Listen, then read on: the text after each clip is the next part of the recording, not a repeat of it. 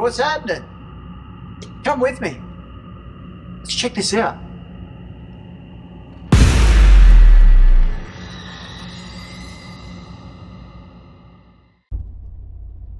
Good morning, guys. What's happening? Today I'm going to take you for a quick run, not far from my hometown. We're going to the central Victorian goldfields, the Golden Triangle, a little town called Maldon.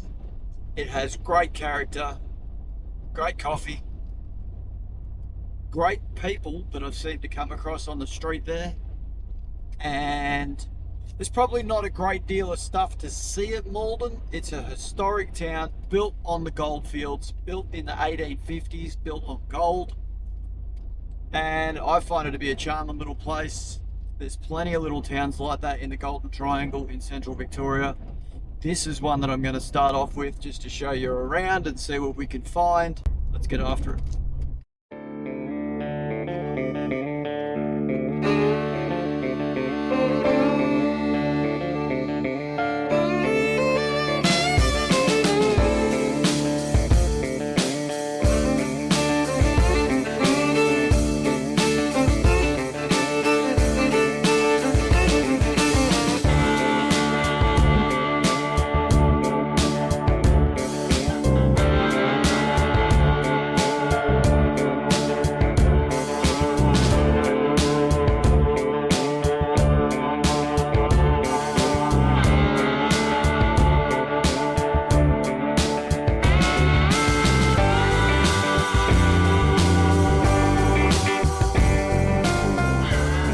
So this is it, here we are, Maldon town. I got here a little bit late today. It's a long weekend, so the town's really bustling. Normally there wouldn't be as many people here, but there's a fair bit going on. The bakery is absolutely packed.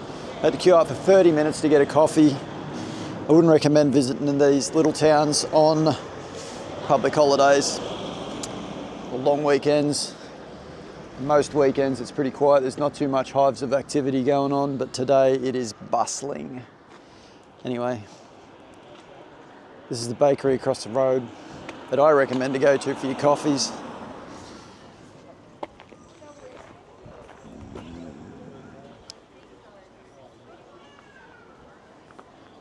They say it's the oldest continually running bakery in Australia, established in 1854.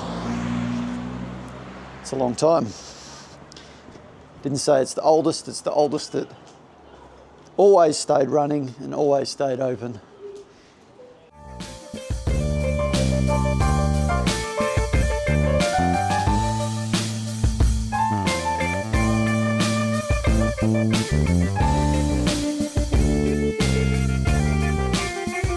One of the coolest things that you'll see in most towns, in my opinion, is up the back street.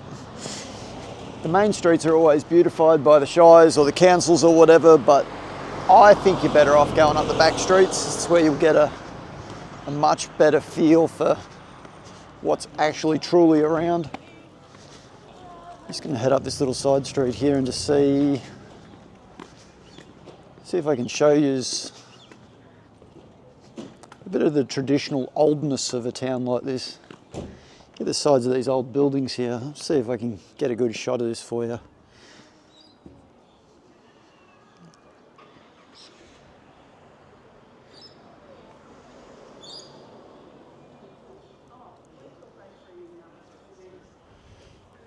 Even the old ironwork up the sides, they remain pretty untouched.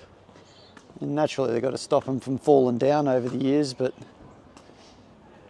a lot of it's fairly untouched.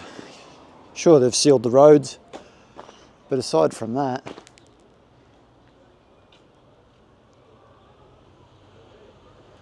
like I say, to me, that's where you're going to get a real feel for the oldness and the heritage of a place, is to get up the back street, have a look behind the buildings, have a look where they don't clean up so much, and you'll probably find that that's where the most of the untouched looking stuff's gonna be. Just going to walk down to the end of this little street here and see if we can get a bit of a look up the back street behind Main Street. And again, I think you'll see what I'm saying. I do a bit of a pan around here and just show you guys what's actually hiding up the back streets.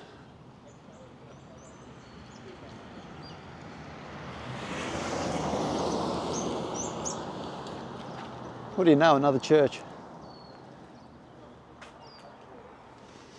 Definitely very religified people back in the day, leaving a continual church mark like you wouldn't believe. They're one after the other after the other. I'd say this looks pretty churchy.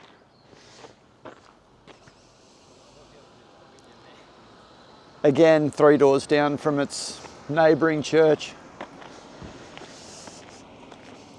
Can't mock religion, but there must have been a lot of different various variants of religion for there to be so many churches in these back streets. Every little town that you come to seems to have an endless supply of churches. Would have been a good industry to be in, being a stonemason back in the day. But look at this gem I've just stumbled across.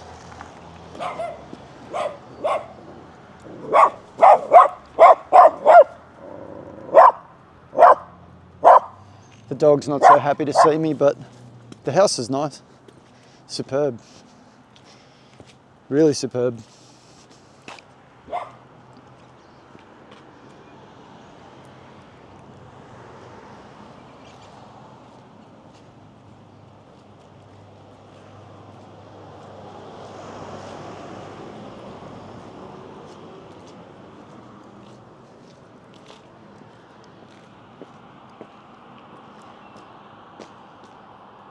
What a masterpiece.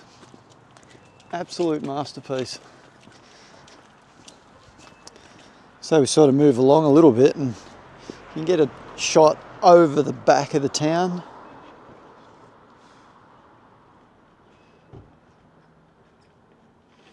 It's much more untouched than the main streets. Moving along. Even this down in here.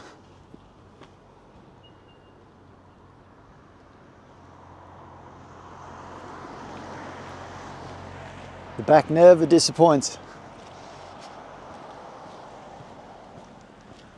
It's one hell of a day here too, so not only a long weekend with plenty of traffic coming through, it's super nice day. Probably 17, 18, 20 degrees at the minute coming out of a long drab winter. It's good to see a bit of sun. Don't see much of that this time of the year. Old hotel over the road here. Let's see if I can get a shot of that for you. That's pretty cool.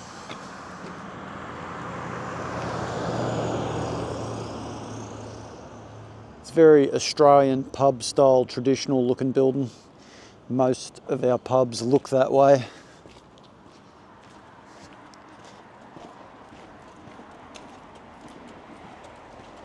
I'm walking down a little bit further, almost back down to the main street. I've sort of done a block around the back.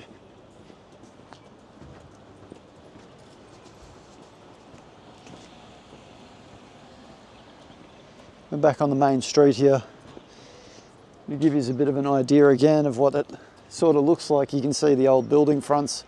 It would have been cool like in the 1850s, 1860s.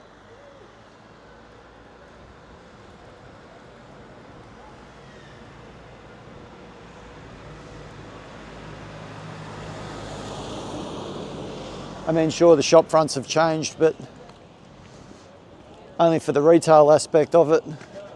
You can still see the old heritage horse cart day sort of appeal that this little town and most of these little towns have got. It sort of never fades away. You know, go around the back streets, get in the car and see if I can find some other stuff to show you guys. Yep. All right, Beehive Gold Mine. All these little towns were built on gold. These mines were specifically massive, massive. And the remnants of them are still there if you snoop around enough. Ones like this, I don't even think are capped off that well, but if you check this big safety cage out,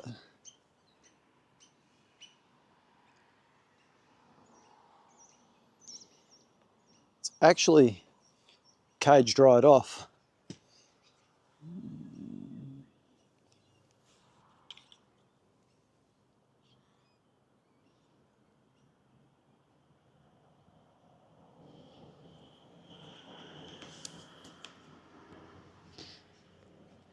I have no idea how deep that thing would be, but I can guarantee to you, you'd never get out. Could be up to 1,000 meters. Some of them were slightly over that, 12 and 1,300 meters I've seen, which is 1.3 kilometers. Not sure what that works out to in miles, 0.8 or something of a mile maybe, but they're deep. Just another angle of the cut.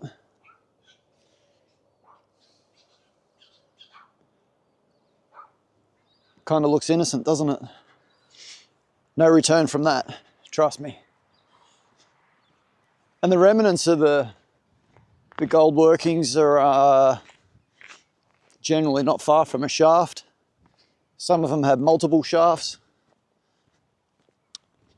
This one, not sure, can't comment. I'm only showing you guys what I'm finding as I'm finding it. Stamping battery remains, they had their own refineries and stuff.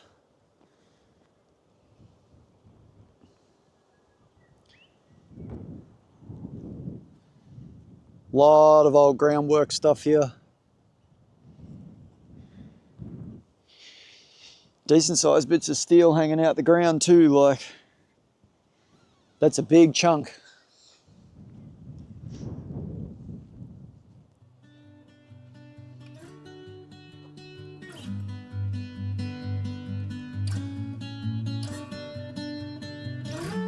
Massive, massive structures.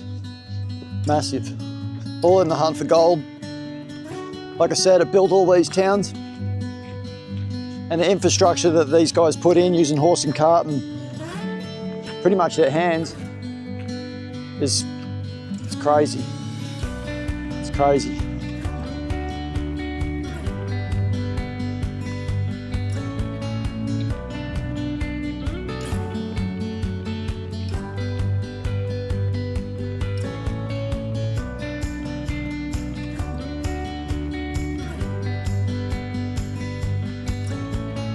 Not sure what year these things operated. You know, most of them were founded around 1851, 1852. I don't know, they might have done 20 or 30 years of success and then they fade away like most industries fade away, one reason or another, end up bankrupt. And here we are, nothing left.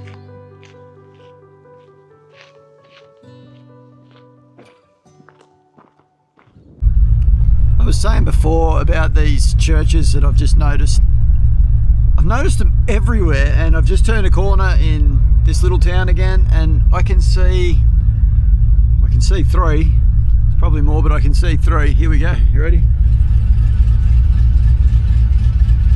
Number one. Number two just hiding over here. Number three down here at the end of the street.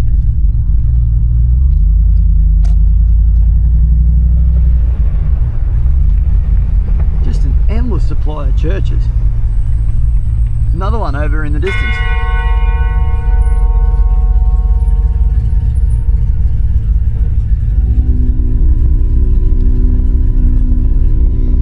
Get religified, huh? Must have been the motto back in the day. Remember how I was saying, always check the back streets? Well, here's a little treasure that's hidden in the back streets of Maldon that I've known about for pretty much forever. Anyone that comes here would know about it. But check this.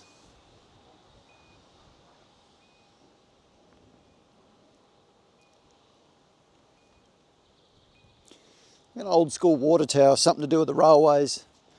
Not 100% sure, but that's the least interesting part. What's super cool is these. And I don't think you'd find too many of these things just sitting around in paddocks.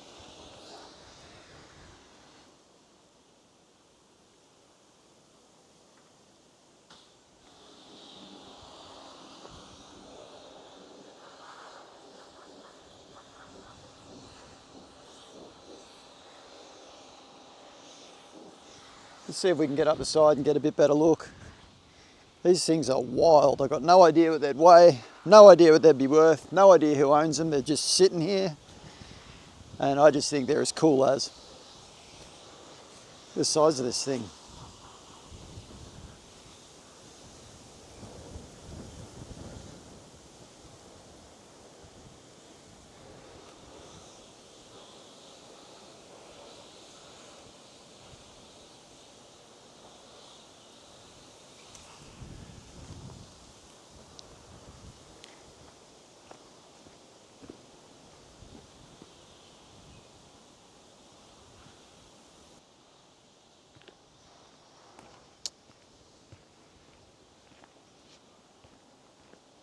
Seems to be an endless supply of them.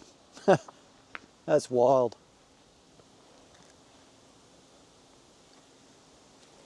Another big girl sitting up over here.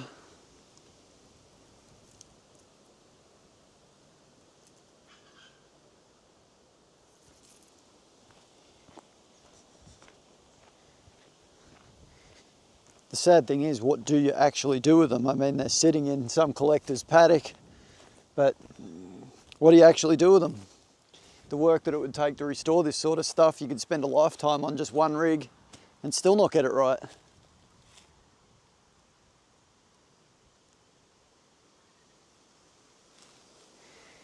Explosives written on this one. I doubt it.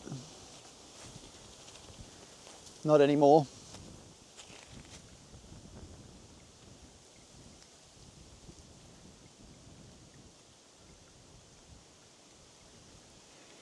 Explosive once upon a time. Not the sort of thing that you'd think that you just find sitting in a paddock a block away from Main Street, but there they are.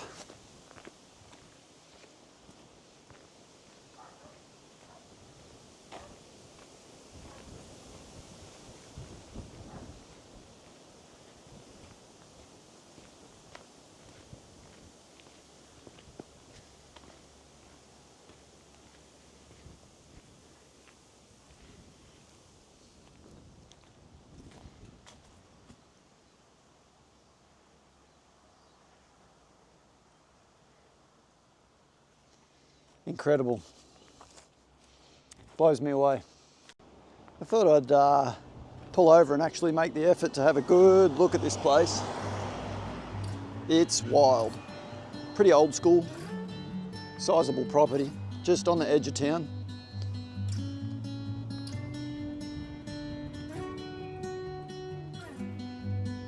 It's about as Australian as it gets, really, if you want historic Australian amongst the gum trees sort of a building. It would be as old as the town itself. I would guess it would be 1860s quite easily, and whoever built it would have been worth an absolute fortune, probably a mine owner or somebody close to that sort of an industry, supplier maybe. Sizable property, big boundary. Brick building, most people would have been living in a tent at best. Plenty of chimneys too. They used to say if you want to judge a value or a calibre of an estate, count the chimneys. More chimneys, more heat, more cash to spend. Beautiful. Like I say, it's just sitting on the edge of town. It's not really out in the sticks or anything, it's just on the edge of town. Absolutely superb.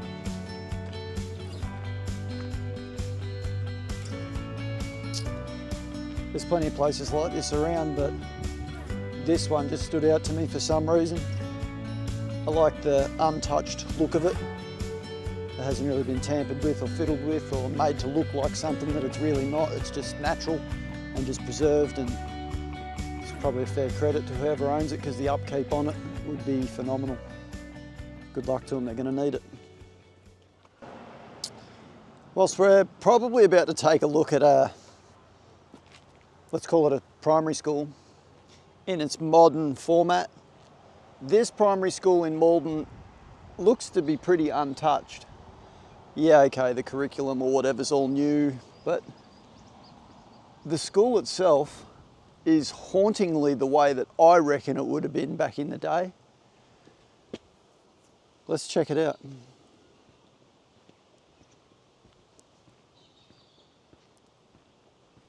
Who knows what you'll find around a little old building like this? The school's still in operation. Superb sporting facility in the front yard here, looks great. Looks great. But the building itself all appears to be pretty untouched. Naturally, they've got to maintain these old buildings or the bloody things would fall down. But that being said, they don't seem to paint them and render them and make them look like something that they're not. They're just superbly preserved. What's around the back?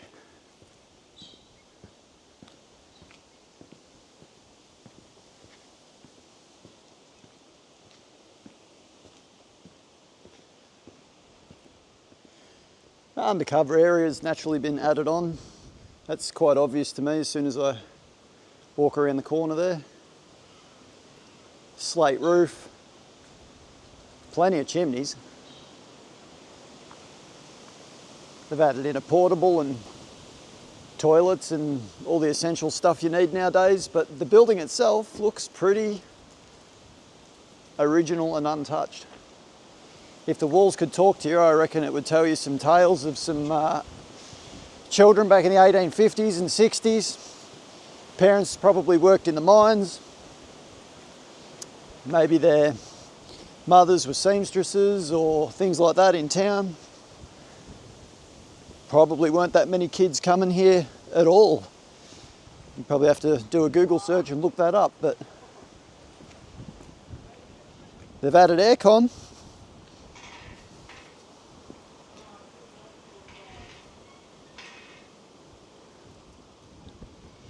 Got to have aircon, even in a historic building. It gets hot in the summertime around here. Hot day would be 45 degrees probably. That's Celsius. Don't know what that is in Fahrenheit. Probably 100, 107 Fahrenheit.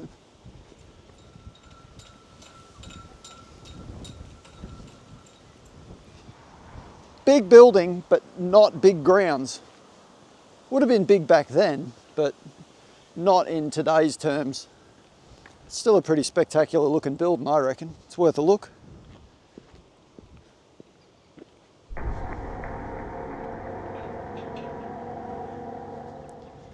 We'll keep snooping, see what else we can find around the town. Let's do it.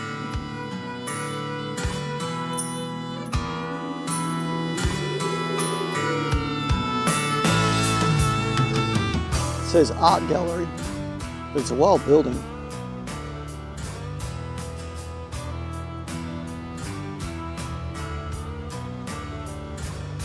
Who knows what you'll find. 1890 this building was established, they say.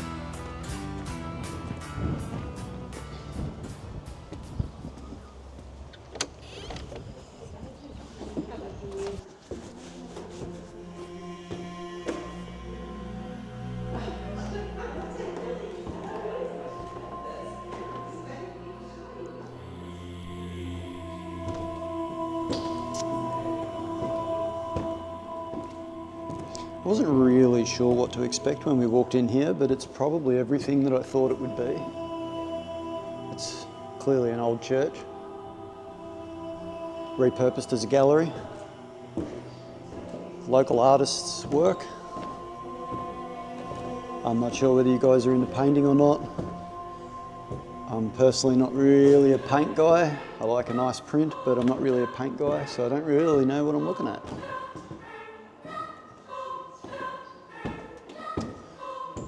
I did notice that, and I see there's a bigger one over here. Yeah, that's pretty wild in its own sort of way.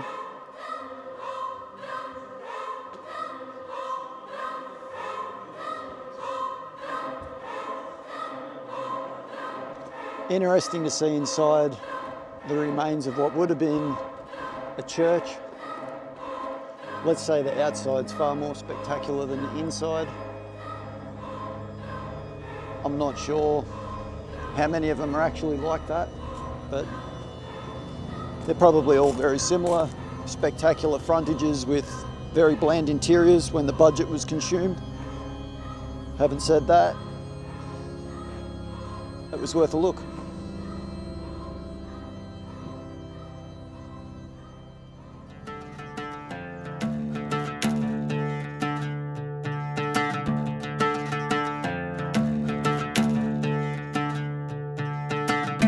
So it appears the road to the Maldon General Cemetery remains totally untouched. I mean, they obviously grade it, but what you see is how it always was.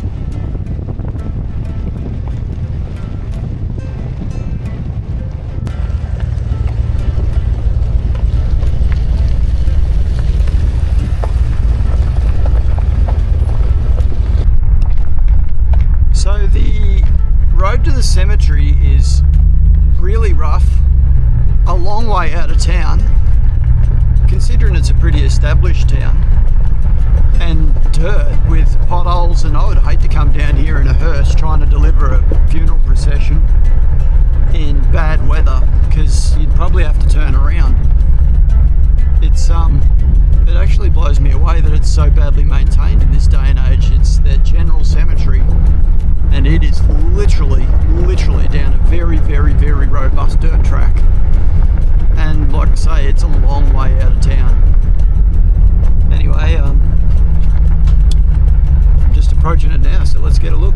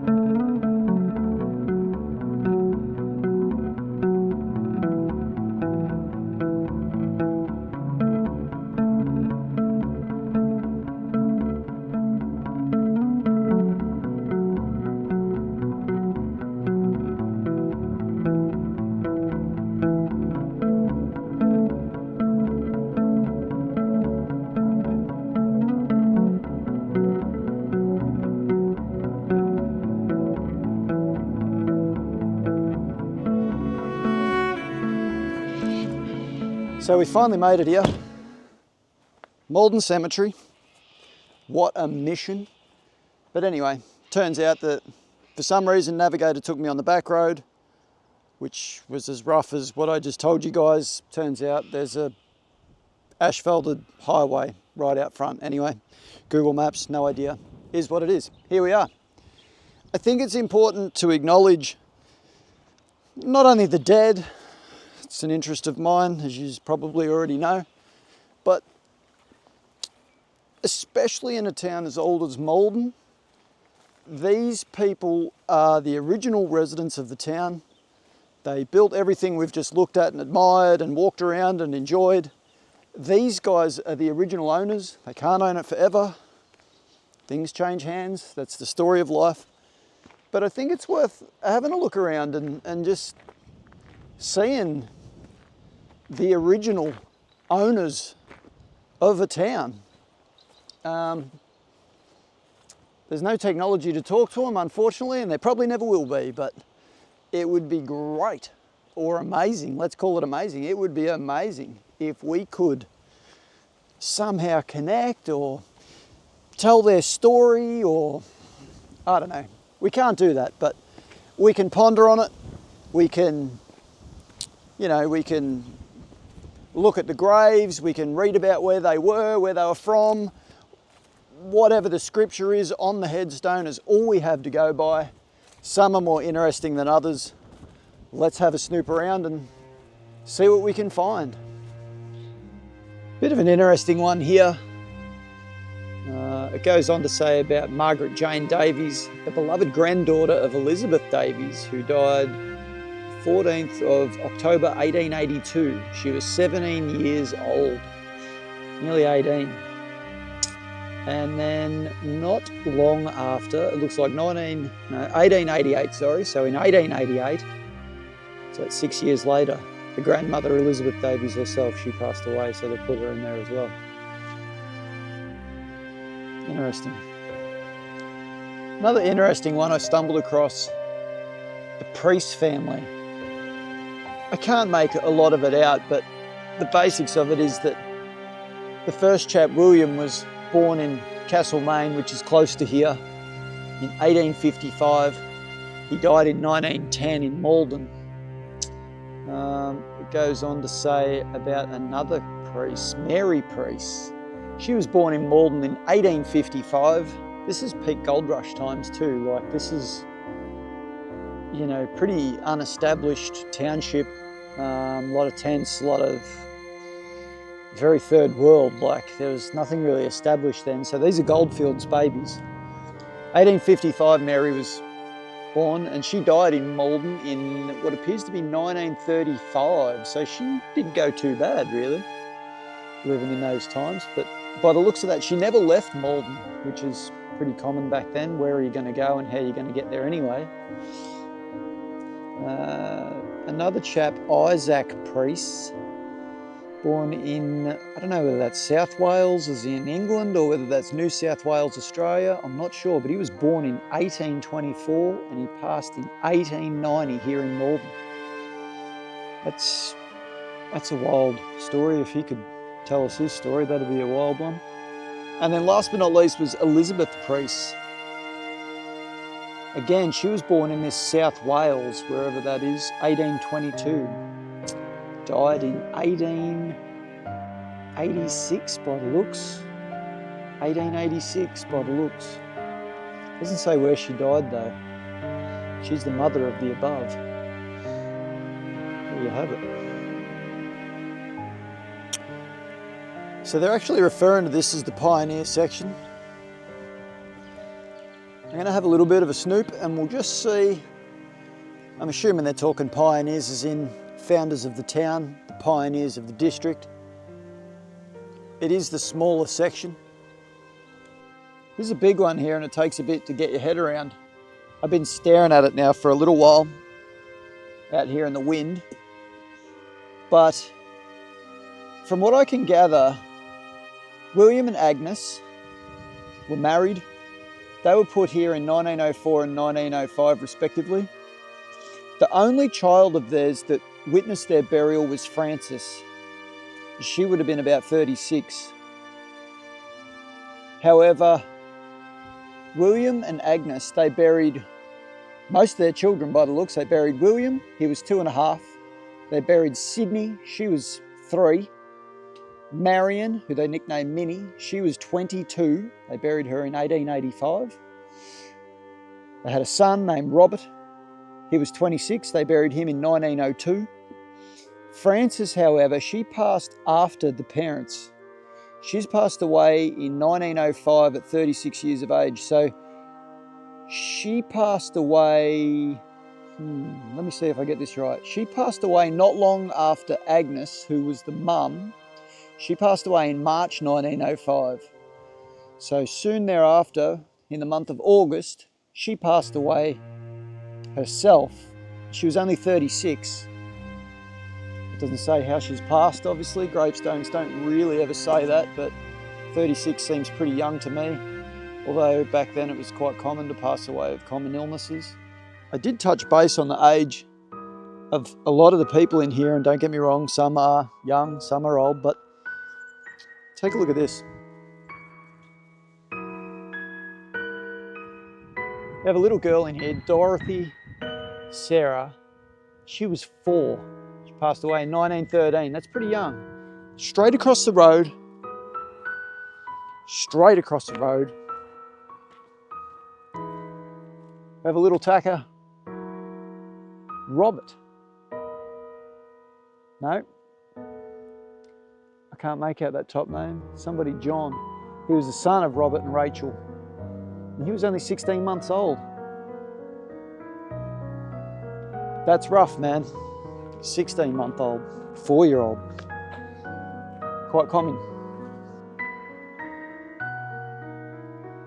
There's another sad story on here. They're all sad stories, but some stand out more than others, I guess. This guy, George, I'm not sure whether that's a G or a C, but I'm assuming it's a C. George Kilfillan. He passed away 1868. He was only 44, which is pretty young. 3 years later, in 1871, his little girl died, and she was put in there with him. She was 4 years and 8 months. There's another pretty horrific tale. You don't really hear of that sort of stuff happening nowadays. Happens, but not as commonly as you seem to find in these places. History's quite tragic. There's a lot of other people in here. I won't bore you with all the other details, but just some more people that have been put in there that really stood out to me as quite a sad story. Another thing worth noting in this place, up the back, right there, massive mountain out the back. I have no idea what is up there, but it sort of casts a shadow over this burial ground in a bit of a strange sort of way. I see there's a lot of rocks and stuff up around there. I'd say back in the day, before all the gum trees took hold and overgrew it all, I would think that this cemetery would have been at the foot of a mountain. And I'm pretty confident it would have been referred to as that pretty regularly by the locals, the cemetery at the foot of the mountain. I've been walking around here for probably 25 minutes or so. I'm very nearly out of time, but I haven't seen a lot of reference to the town of Maldon. I mean, some of them say Maldon, some don't. Most headstones are pretty brief, only have the names and the dates. Don't really put together much of the story. We can only assume that the majority of the people here are from Maldon originally, or at the very least they've died here. This place is quite a way out of town, so I can only imagine how horrific it would have been to horse draw a funeral carriage all the way here from the town central. I don't know how long that would take. It's a 5-minute drive by car. I would have thought, I don't know, 5 minutes by car nowadays. It could be in treacherous weather, bad weather. The funeral must go on. I'm assuming they wouldn't have cancelled the funeral back in the day just due to bad weather. The families would have come out here on horse cart. It could have took 3 or 4 hours maybe to get here. I don't know. Anyway, it's time to get out of here. On to the next place. Let's do this. Something that's always pretty cool to me to do when you get in these little towns is always have a peek to see if there's a little antique shop, and there's one here. Just about to walk across the road and check it out. You just can come along and have a peek.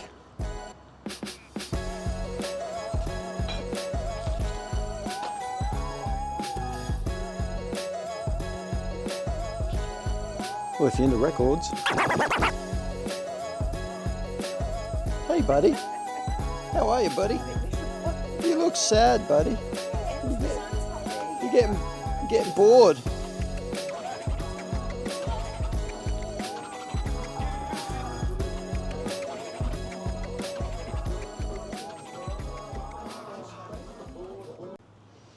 Again, like I sort of said earlier, out the back is where you'll really find some cool shots, like looking out over the town here. The old building tops, crazy looking stuff.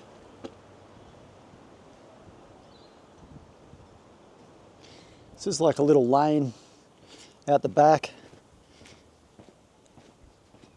It's sealed road, but it would be 150 years old, the little lane. Cut into the mountainside back in the day. Probably done with explosives. Wow, look at this. Amazing.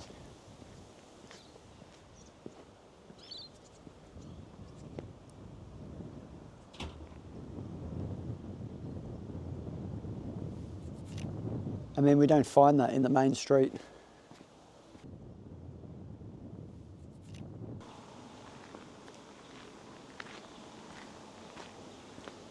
Some pretty cool old school architecture out the back here. I thought it was worth a quick stop and a quick look.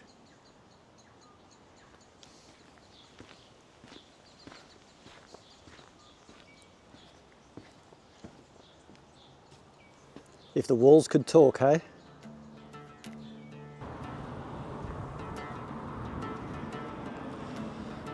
Just on the very fringe edge outskirt of town, whether you're coming into town or leaving town, you sort of see this hill. But what you can see on this hill is a really large amount of old diggings and foundations and gold digging works. I'm not sure whether they were professional digging works. I'm assuming that, if you see over here, pretty elaborate foundations. There's obviously been some pretty heavy equipment there in years gone by. Not an amateur scrounge for gold by any means. But it is amazing to ponder on what actually went on here back in the day. It's literally on the edge of town. There's town right there. Still surrounded by some cool old buildings. If the walls could talk around here, we would have an endless supply of stories. Even that in itself is cool. Look at this. Wow.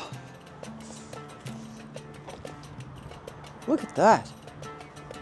I mean, that's deep. That's really deep. Goes across to this side. I don't really want to get bitten by a snake today. I'm not really feeling down for that, but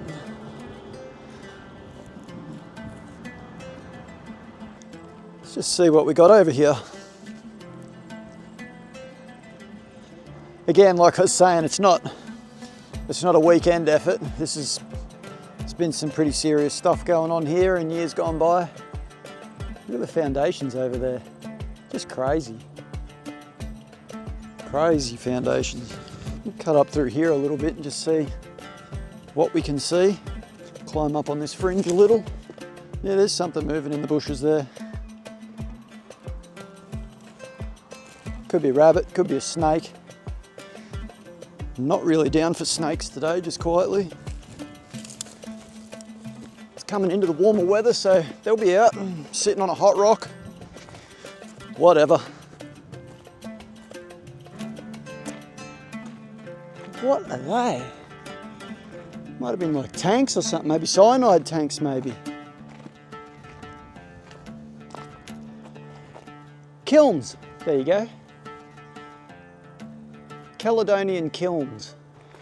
Yeah, that's wild. Bit of work gone into that too, just quietly.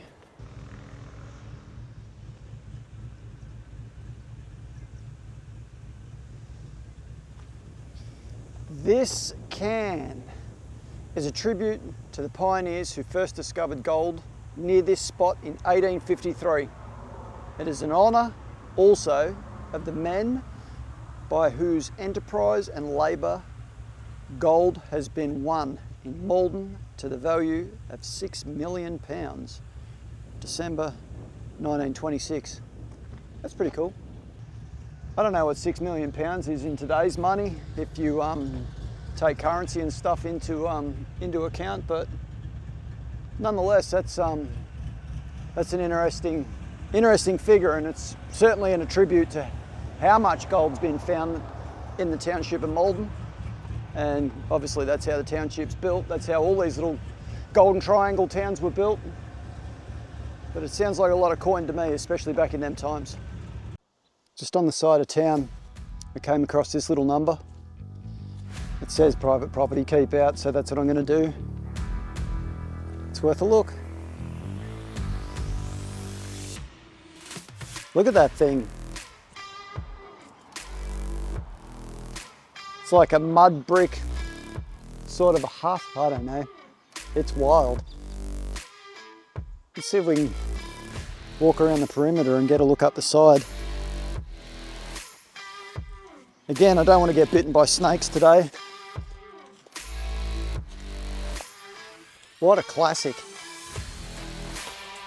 I mean, a lot of it's fallen down or whatever, but wow. Early settlers, early pioneers, hut. That's crazy.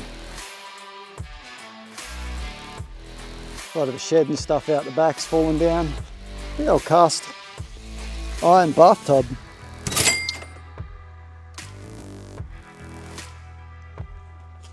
Might have been multiple properties here and they've some have fallen down, I don't know. There's a lot of supplies here that are all rotten away. Looks like a lot of doors and stuff from another house, but maybe yeah, I don't know. Maybe it's from this one, who knows? Maybe it's just a collection of stuff they'd collected with the intent of maybe fixing the place up someday. But how's the hut? Right in the guts of the Australian bush. What a classic. There's plenty of old ruins around, especially close to towns. There's no shortage of them. Some just stand out a lot more than others. This one's got a lot of character. I come across lots in my travels. This one's definitely worth stopping and having a better look at. It's a shame that they're sort of not open a little bit more to the public, or I don't know, you probably can't manage that, and then you've got the liability issues and everybody wants to sue everybody, but if the sign says keep out, I just keep out. I don't want to upset anybody or make bad friends. It's too nice a day. Went down the road a little bit and get a shot of the side of this building. I think it's worth it. Not much room here. I'm trying not to get killed. Walking along the side of this here. Bit of highway over a bridge. Wow. That shit's pretty cool in itself. Look at that. That's wild, man.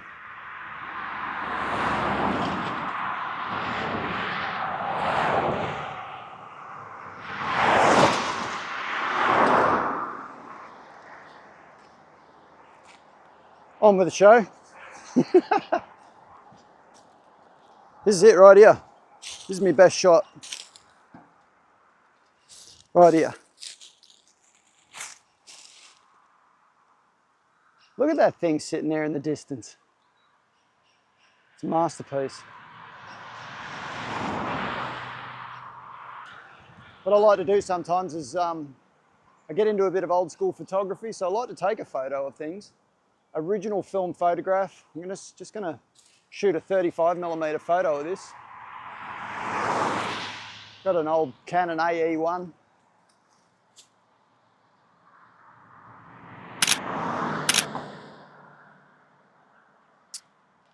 It's a bit like Forrest Gump said, you never know what you're gonna get. And that's the fun of it.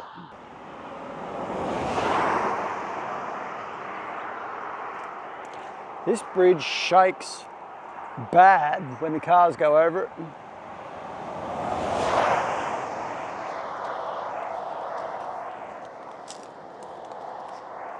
Yuck. Too nice a day to get killed, especially trying to take a photograph. Anyway, done now. On with the show.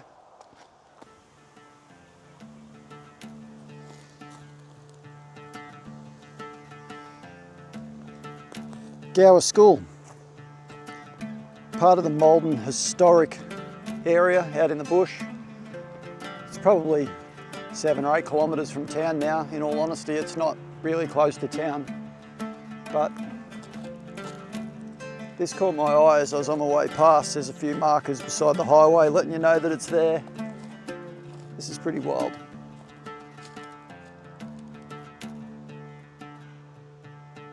They put in some framework obviously to stop it falling in, to try and save it.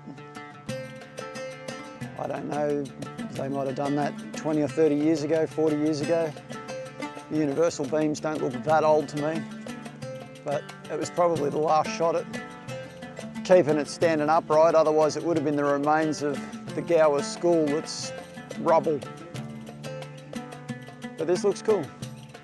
Let's get around the front and see if I can show you a better shot from the front. Look at that. That's pretty wild. If it could talk to you, I bet you it would have some stories. I don't have any information on what year it operated or closed. But there it is. It is surrounded with bushland. Back in the day, it was probably not bushland. It was probably just flat, barren countryside. It's old enough that I'd say none of these trees would have ever been here back then. It's a shot from the back.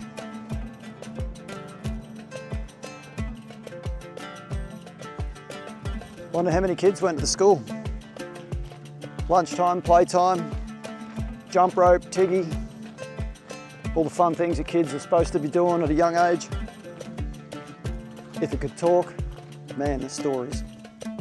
Anyway, I just thought I'd stop on the way past and show you that. It caught my eye, so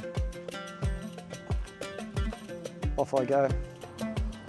That pretty much sums up my quick trip around the town of Maldon for today. I plan to come back. I want to try and dive a bit deeper into the people and maybe talk to some of the locals and reach out and see if they got any stories. That'll be another video and another entirely different trip altogether. So for now, I'm out. Stay cool.